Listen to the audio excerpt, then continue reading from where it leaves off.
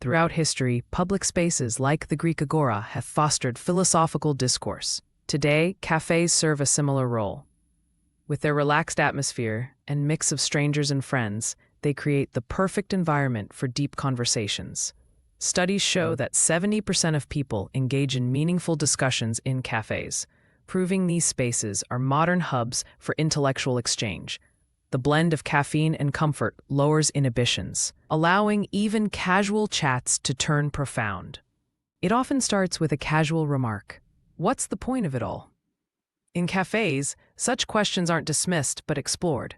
Psychologists note that environments like these reduce the fear of judgment, making people more open to existential topics.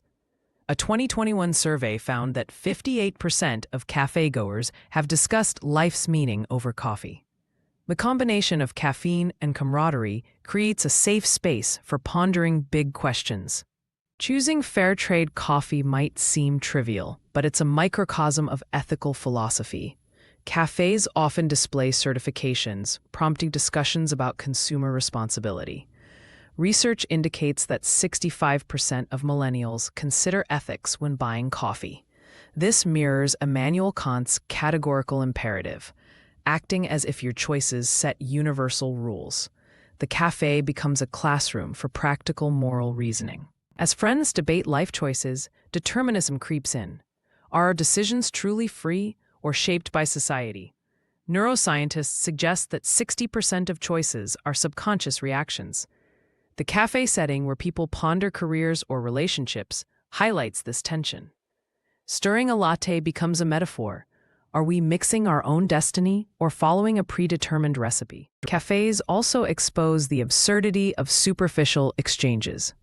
While some chat about weather, others dive into Camus-esque questions. Linguists found that cafe conversations shift from small talk to meaningful topics within 8 minutes.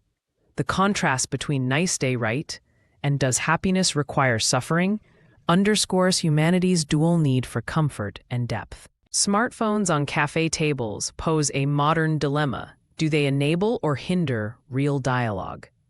Studies show that visible phones reduce conversation depth by 40%.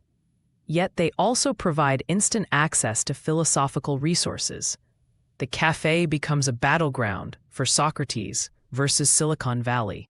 Can technology coexist with authentic human connection? When a friend shares personal struggles, Nietzsche's ideas surface. What doesn't kill you resonates as cafe patrons relate hardships to growth. Psychologists confirm that 75% of people find meaning in adversity.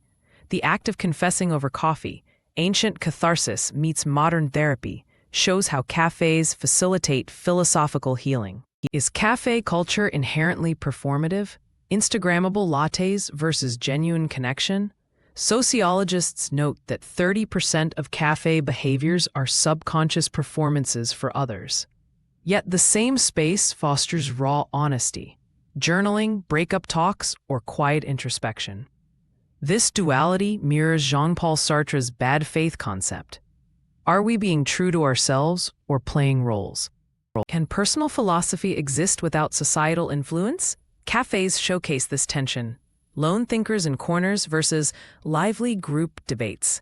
Anthropologists observe that individual ideas often emerge from collective discourse. The cafe's ecosystem proves Hegel right.